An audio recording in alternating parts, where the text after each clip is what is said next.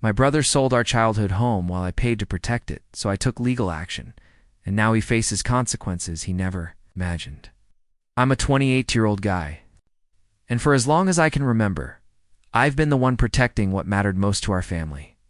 Our childhood home wasn't just a building to MIT, it was every memory of our parents, it's every scraped knee and late-night laugh, every lesson about responsibility and hard work. When Mom and Dad passed, it felt like the world had collapsed around Kyle and me. But unlike him, I carried the weight without complaint. While he drifted between jobs and friends, I made sure the bills were paid, the lawn stayed mowed. The pipes didn't burst and the roof didn't leak. I told myself it was my duty, my way of honoring the people who had sacrificed everything to raise us right. Kyle, though. Kyle was different. He complained about every expense, grumbling when I replaced a broken window or fixed the heating. "Why do you always spend so much on this house?" He'd snap, flicking through the mail like it was poison. I'd just nod, smile, and keep sending checks, keeping track of every cent. Knowing that if I didn't, the house would slowly crumble, or worse, he'd make the wrong decision that couldn't be undone. I remember one night sitting at the kitchen table, the cold light of the lamp casting shadows across my paperwork, while Kyle lounged on the couch scrolling on his phone, laughing at something online. I clenched my jaw, reminding myself again. I couldn't trust him to care, and I had to. It wasn't just money or repairs. It was respect. Every time I polished the wooden floors or tucked the bedsheets neatly, I was preserving a legacy Kyle barely acknowledged. Sometimes I caught him on the phone, whispering, ducking into corners. The kind of behavior that made me uneasy, but when I asked, he'd shrug or smile, just talking to a friend. Man, relax. I wanted to relax. I wanted to let go, but instinct told me something was off. Then one afternoon, I noticed a folder lying on the counter that hadn't been there before, a neatly stacked pile of papers, labeled with terms I didn't fully understand, but made my stomach twist. Kyle wasn't around to explain it, and for a second, the house felt less like a home and more like a ticking time bomb. My hands shook as I picked up the top sheet, realizing that maybe, just maybe, protecting this house wasn't going to be as simple as I thought. I still remember the moment I realized Kyle might be playing a different game than I thought. It started with small things. He'd disappear for hours, sometimes even a full day, claiming he was handling stuff or meeting someone about the house, but never giving me details. At first, I brushed it off. I wanted to trust him. I wanted to believe that despite his laziness and bratty attitude, he still cared about the home we grew up in. But the unease in my gut wouldn't let me ignore it. Something about the way he talked, the casual way he waved off questions, the almost imperceptible smirk when he thought I wasn't looking, it all felt wrong. I was already covering the bills. Repairs, property taxes, and even the small renovations our parents had always dreamed of doing but never got around to. I'd spend nights balancing spreadsheets, making calls, scheduling contractors, and making sure everything ran smoothly. And Kyle complained about every cent I spent. "Why are you paying for that? It's not like we're living here full-time," he said one night, as we sat in the dim glow of the kitchen lamp, his tone dripping with annoyance. "We could just let it sit and sell it later." Why bother? I froze, my pen hovering over a bill I'd been about to pay. His words hit differently this time. He wasn't joking. He wasn't careless. There was a sharp edge to them, a hidden intention that made my stomach turn. Over the next few weeks, I started noticing more. He'd leave the house early in the mornings, return late at night, sometimes carrying envelopes or packages I wasn't supposed to see. I tried to confront him casually, asking, "Hey, what's in those folders?" He'd shrug, laugh, and say, "Just boring paperwork, man. Don't worry about it." But I could feel my patience fraying. Something didn't add up. Then one evening, while he was out, I found it the signed paperwork, partially hidden behind some magazines in the study. My hands shook as I unfolded it. Names, signatures, legal terms, and figures that made my heart drop. My brother, my own brother, was moving forward with something about the house without telling me. Something that could undo everything I'd worked for. And as I stared at those papers, a cold realization settled over me. I might not just be fighting to preserve the house anymore, might be fighting to save it from him. I couldn't sleep that night. The house, usually a place of comfort and memory, felt alien, almost hostile. I kept replaying the documents in my mind, tracing every line, every figure, every signature that I hadn't authorized. Kyle had been planning this for weeks, maybe months, while I was busy keeping everything afloat, trusting that he had some sense of responsibility. The more I thought about it, the more furious I became, not just at the idea of losing the house, but at the betrayal itself.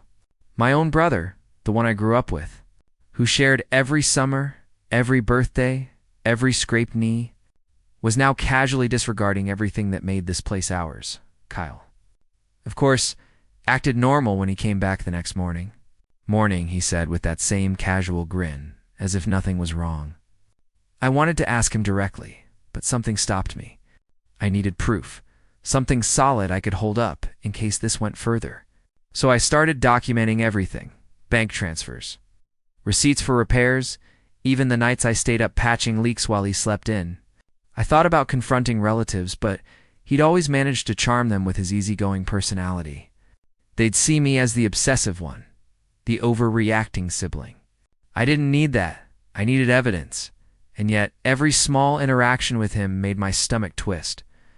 That night, I overheard him on the phone whispering urgently, "Yeah, everything's on track. They won't see it coming." I froze in the hallway, heart pounding, listening as he detailed something that sounded suspiciously like selling the house. The casual confidence in his voice made my blood run cold. This wasn't just carelessness or laziness. This was deliberate. I confronted him later that evening, trying to keep my voice steady. "Kyle, what's going on? What did you do at the house?" He leaned back, grinning like he'd won some invisible game. "Relax," he said, flicking his phone. "Nothing you need to worry about. You're always overthinking." Man, his smirk was infuriating, almost mocking, like he enjoyed watching me spiral. That's when it hit me. If I wanted to save the house, I couldn't just appeal to his conscience. He didn't have one, not in the way that mattered. And as I stood there, staring at him, I realized that protecting the home meant I might have to fight him. Legally, emotionally, and in every way I could imagine. But I had no idea just how far he had already gone. The next morning, I couldn't bring myself to eat. The house felt heavier, like it was pressing down on me, reminding me of everything at stake. I wandered from room to room, touching the banister my father had built, the walls my mother had painted, the floors I had spent hours polishing while Kyle complained about every little expense. And then I saw another stack of papers tucked under the edge of the dining table. It's partially visible, and this time, my heart skipped a beat. These weren't casual documents or maintenance receipts.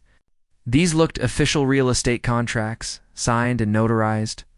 My stomach turned, my hands shook, and a wave of disbelief hit me. Kyle, he had actually started the process. He had moved forward without a word. I confronted him immediately, trying to keep my voice steady, but the words wouldn't come out as calm as I wanted. "Kyle, what the hell is this?" "Did you actually?" I held up one of the contracts. He shrugged lazily, leaning against the doorway, that same smug grin plastered across his face. "Relax, man. It's just paperwork. Nothing's set in stone. You're panicking over nothing." It's an asterisk, but it wasn't nothing. I could feel my chest tighten, anger bubbling under the surface, the years of sacrifice and responsibility boiling over. "Nothing? Do you even hear yourself? This house or house you're selling it behind my back? After everything I've done," I shouted, the words echoing against the walls lined with memories of our parents. He didn't flinch. He didn't even seem fazed. "You've done a lot, sure. But I deserve my share too. And honestly, you're acting like a control freak. Chill out. We'll figure it out later." Later. That word stung like fire. He had already made his move, quietly and methodically. While I had been too busy keeping the lights on and the plumbing working to notice, I sat down at the kitchen table, my hands gripping the papers, my vision blurring with frustration and disbelief. If he thought I was going to let this slide, he was gravely mistaken. I couldn't just yell and hope it would stop. He had a plan, and it was already in motion. That's when I realized protecting the house wasn't going to be a matter of arguing or reasoning. It was going to be a battle. And as I stared at the contracts, I knew I had no choice but to start planning.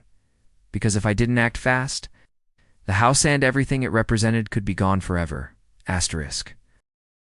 I spent the next few days like a man possessed.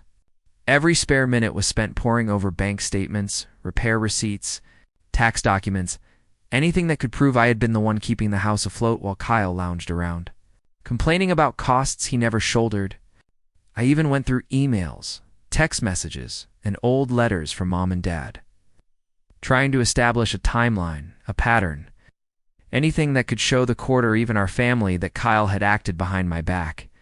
My friends noticed I'd become obsessed, canceling plans and spending nights staring at spreadsheets and legal guides. But I didn't care. This wasn't just about money anymore.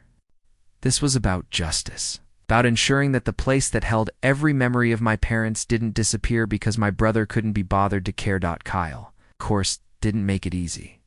He started locking doors, making phone calls in hushed tones, leaving envelopes in corners, always pretending I was paranoid. One evening, I caught him whispering urgently into his phone. "Yeah, it's all going smoothly." He has no idea. Froze, my stomach dropping. My own brother, plotting something I couldn't yet see. And the thought that I might have underestimated him, that I'd been naive, made my hands tremble. I knew I had to act fast. I reached out to a lawyer, someone my parents had trusted for family matters, explained the situation in a voice that trembled but carried determination. "I need to stop him before it's too late," I said, showing them the paperwork I'd found. My lawyer's brow furrowed as she scanned the contracts and documents, her expression turning grave. "You're in a tight spot, but we have options," she said. The words were a lifeline, but also a reminder that the fight would be long, messy, and emotionally draining. That night, I sat alone at the kitchen table, staring at the pile of receipts and contracts, the weight of responsibility pressing down harder than ever. Kyle was already 2 steps ahead, and I could feel the tension coiling like a spring ready to snap. I realized something terrifying. I wasn't just trying to protect the house anymore. I was preparing to go to war against my own brother, and as I stared at the dim glow of the lamp, heart pounding, I whispered to myself, "I hope you're ready, Kyle, because I won't let you win." The day the legal proceedings officially began, I felt like I was walking into a storm I couldn't fully control.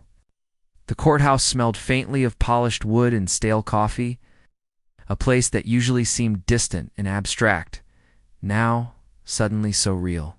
I clutched my folder of evidence tightly, the papers rustling under my fingers, each one representing hours of work.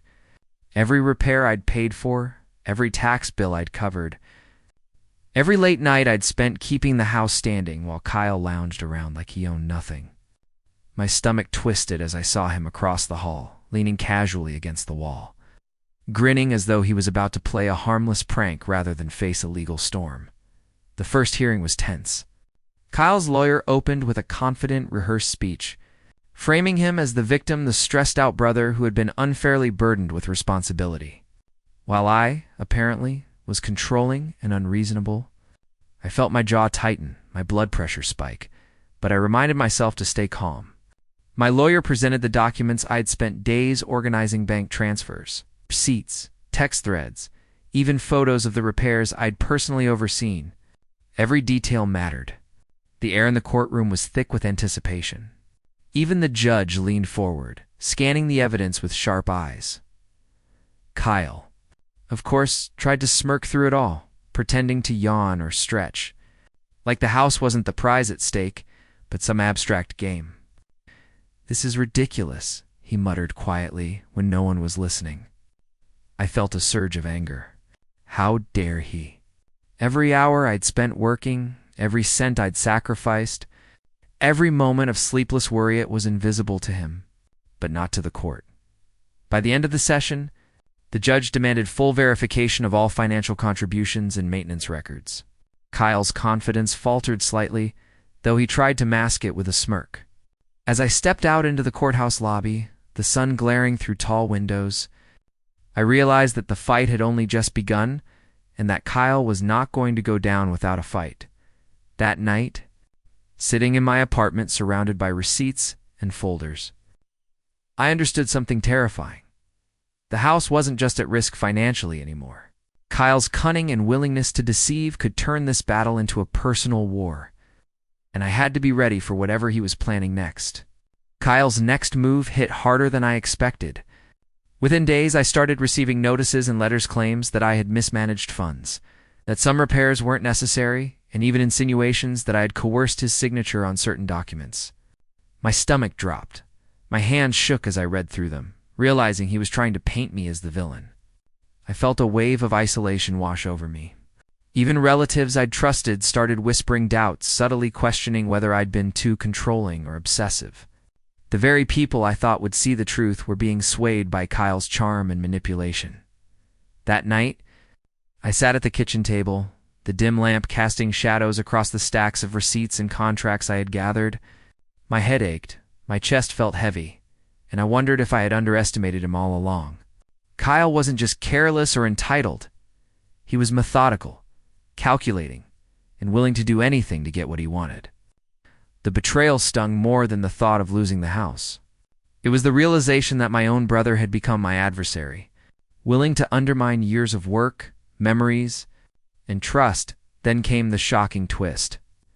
I discovered that part of the money from the house's initial sale had already been moved offshore. My heart sank. Kyle had been 2 steps ahead, transferring funds before anyone could intervene. The documents I'd been obsessively organizing suddenly felt like they might not be enough. Panic surged, but beneath it, determination flared brighter. I couldn't let him erase what our parents had left behind. Couldn't allow him to profit from betrayal. I spent the next few days with my lawyer, strategizing, poring over every loophole and potential legal maneuver. "We can freeze some of the assets," she said, her voice calm but firm. "It's not over yet, but it's going to be messy." Messy didn't begin to cover it. I felt like I was standing on the edge of a cliff, looking at a fight that could take everything emotionally from me, maybe even physically. As I left the lawyer's office, the late afternoon sun casting long shadows across the street, I knew one thing for certain. Kyle had underestimated me. And when the next hearing came, I would be ready not just to fight for the house, but to expose every lie, every deceit, and every step he had taken to betray me. The courtroom the next week felt suffocating. Every polished surface and hushed murmur amplifying the tension. Kyle walked in with that same smug grin, his confidence radiating like a shield. I gripped my folder, palms sweaty, but tried to steady my breathing. Every receipt, every repair invoice, every bank transfer I had painstakingly documented was laid out before me, ready to be presented. This wasn't just a battle over a house anymore. It was a battle for truth, for memory, for the life my parents had trusted me to protect. As the hearing began, the judge leaned forward, eyes sharp, clearly unimpressed with Kyle's casual demeanor. My lawyer went step by step, presenting evidence of my financial contributions and detailing the work I'd done to preserve the home. Kyle shifted uncomfortably, for once unable to mask the tension behind his usual smirk. I felt a small surge of vindication, but I kept it buried. There was still a long road ahead. The emotional weight hit me hardest during cross-examination. Kyle tried to twist words, claiming I had manipulated him into certain decisions and misrepresented expenses. I could feel the judge's gaze on him, skeptical, but still, the doubt planted by his lies stung. My chest tightened as I realized that even the strongest evidence could be questioned. That this fight wasn't just about facts, it was about credibility and perception. Then came the pivotal moment. My lawyer presented the emails I'd found, messages where Kyle had coordinated the sale without my knowledge, whispers of transferring funds offshore, and casual dismissals of my work. The courtroom fell silent, the weight of his deception hanging in the air. Kyle's jaw tightened, his confident facade cracking just enough for everyone to notice. I could almost feel the house itself exhaling. As if recognizing that justice might finally tip in my favor, I stepped outside later. The late afternoon sunlight warm on my face, but unable to chase away the cold anxiety still gripping me. Kyle wasn't done. He never would be until the final verdict. But for the first time, I sensed a shift. The tide was turning, and I was ready to ride it to the end. And yet, as I glanced at the stack of evidence I'd carry into the next hearing, I couldn't shake the feeling that Kyle had one more move up his sleeve. Something that could undo all my efforts if I wasn't prepared. That night, I felt the weight of everything crash down on me. The house, the memories, the betrayal, it all pressed against my chest, like a stone I couldn't lift. Kyle wasn't just challenging me legally. He was challenging everything I believed about family, trust, and loyalty. I sat at the kitchen table, the dim light flickering across my piles of evidence, and for the first time, I questioned if it was even worth it. Maybe I'd been naive, thinking that reason, responsibility, and hard work could protect anything from him. The thought of losing everything I'd fought for, my parents' legacy, the home I had lived my life preserving, made my stomach twist. Then came the rock-bottom moment.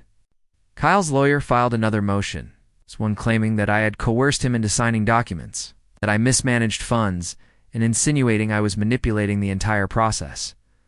My heart sank as I read the claims, my hands trembling.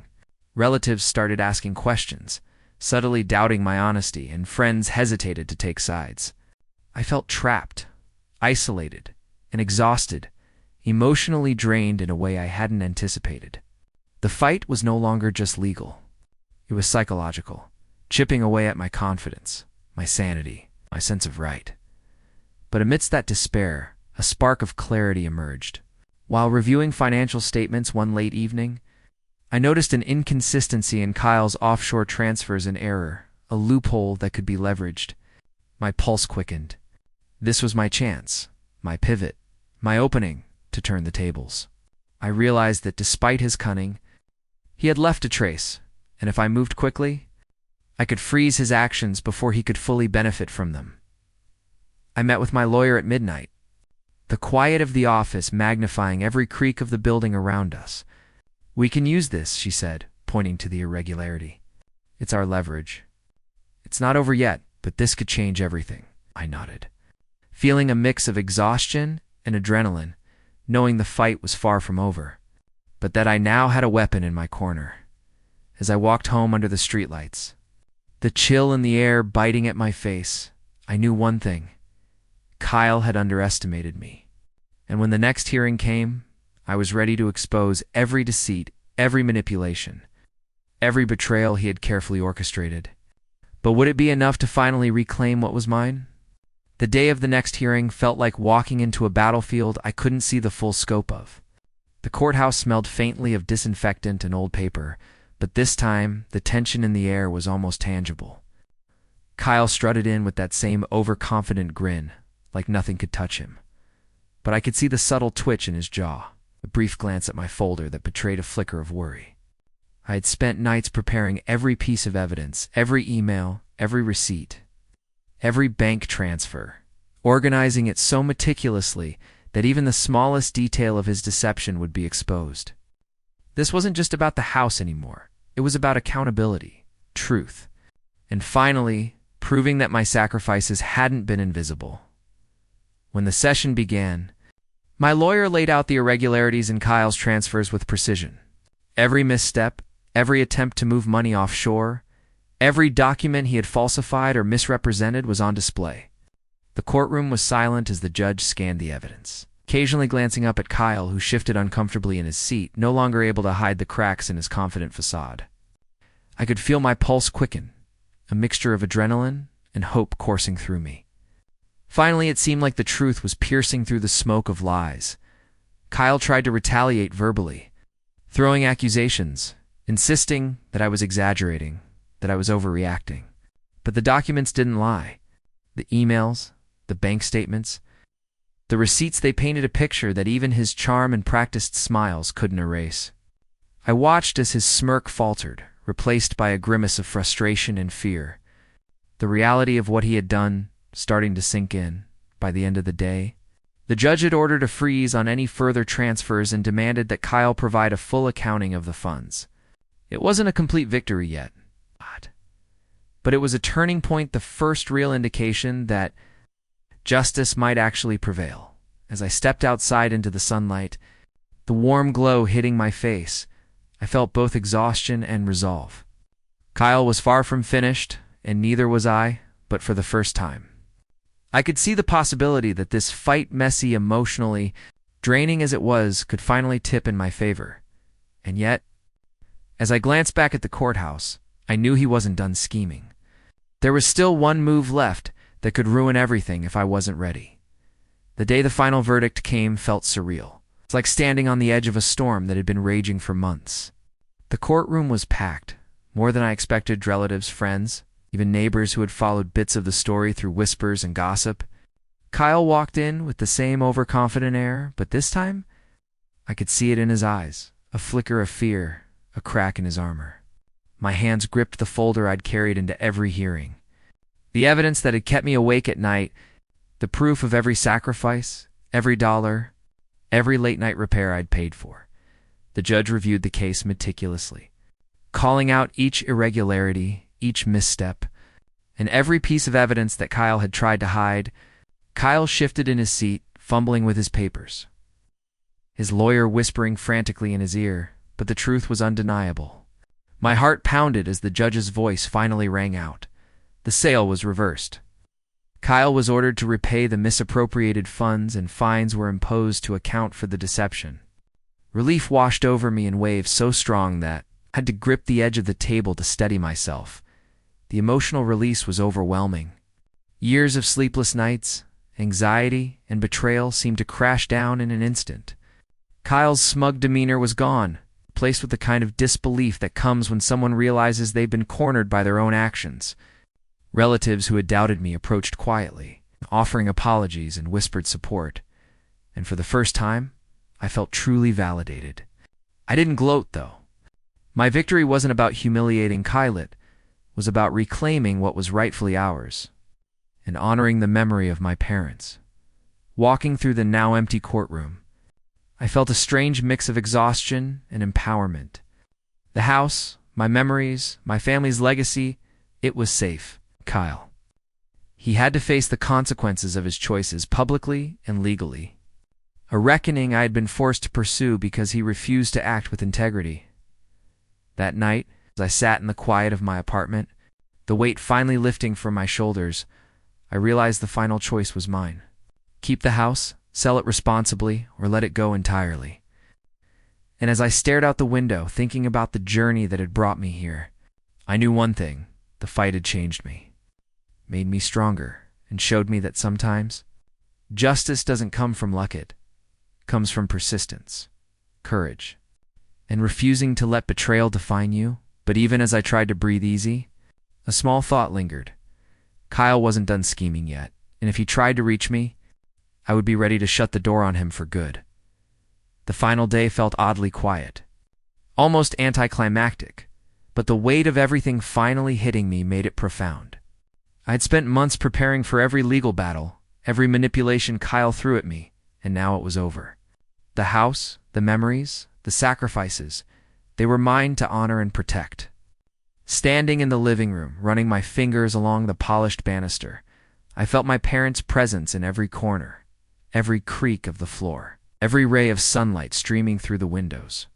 It wasn't just a house anymore. It was a testament to perseverance, loyalty, and justice. Kyle had been ordered to repay every cent he had wrongfully moved or spent, along with fines that left him scrambling financially. I didn't take satisfaction in seeing him struggle. The satisfaction was in knowing the truth had won. He sent a flurry of desperate messages afterward, begging for leniency, for forgiveness, for a second chance, but I didn't reply. Every message felt like another reminder of what he had almost taken from me, and I refused to enable him any longer. This wasn't revenge. It was closure. I spent the following days deciding what to do with the house. I could keep it, preserving the memories of my childhood, or sell it responsibly, ensuring Kyle couldn't exploit it again. In the end, I chose a path that symbolized control and freedom. I sold it, carefully, to someone who would respect it, someone who would value it as we had. Walking away felt liberating, like stepping out of the shadow of betrayal and into my own life. Sitting in a quiet cafe that evening, sipping coffee, I reflected on everything I'd endured. Betrayal by family cuts deeper than almost anything, but the fight taught me resilience, patience, and the strength to stand for what's right. Kyle had faced consequences he never imagined, not because I wanted to hurt him, but because he forced the hand of justice. As I glanced at my phone one last time, blocking his number permanently, I whispered quietly to myself, I didn't destroy my brother, he destroyed himself. I just finally stepped out of the way. For the first time in years, I felt peace, freedom, and the quiet satisfaction of a battle hard won. Memories intact, and the future firmly in my hands.